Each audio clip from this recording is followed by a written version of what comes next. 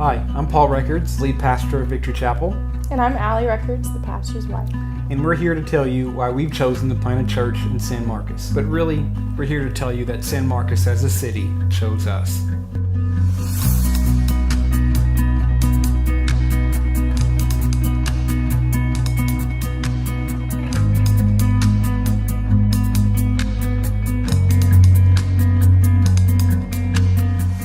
What's interesting is, from demographic studies, we found that over 52% of people in the city limits classify as a none on a religious survey. And that single statistic was one of the many things that really stuck out to us. When you walk down the streets of San Marcos, 1 out of every 2 people have classify as no faith. 5 out of 10, that's 10 out of 20.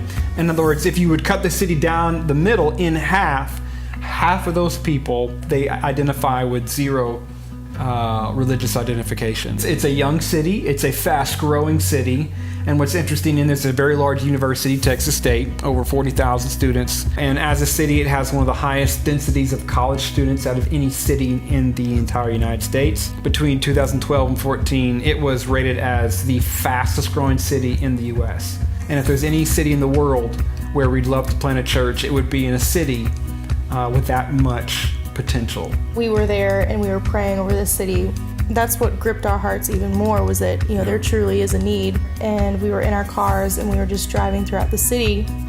We just began to pray and just seek God. We didn't even know we were called yet, but we just felt a huge weight and a burden for the people there. And as we saw people walk by or went into a restaurant, it was just like we automatically connected with people and people connected with us. And so it just felt natural. San Marcos is the city that he wants us to plant a church. Exposure breeds burden, and that was true for us in San Marcos. And we lived a state away. The more time we spent in the city, the more people we met, we sat down, asked questions, we listened to their stories, the more we were exposed to that city, the greater the burden we felt for the people. When someone enters the doors of Victory Chapel, we not only feel the presence of God, but feel hope. We believe God can reach down into the deepest, darkest hole. People who seem the farthest away can experience the deep, life-altering touch of God. I don't think it's a mistake that so many times in the Bible, the church is described as a family.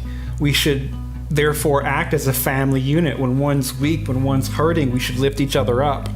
And so our prayer would be that they would find that community, that sense of relationship and belonging within the body of Christ. So at this point, our objective is to, in September, start a series of services, a series of events, start having church service once a month, on a weekend, on a Sunday. Follow that up with a prayer meeting once a month, a fun social event in the community once a month, and home groups or small groups throughout the week. And do that for a number of months, perhaps 4 to 6 months. From now until September, our objective is to build a launch team, people who are interested in helping us launch the church, spread the word, market, advertise, tell a friend, join a small group.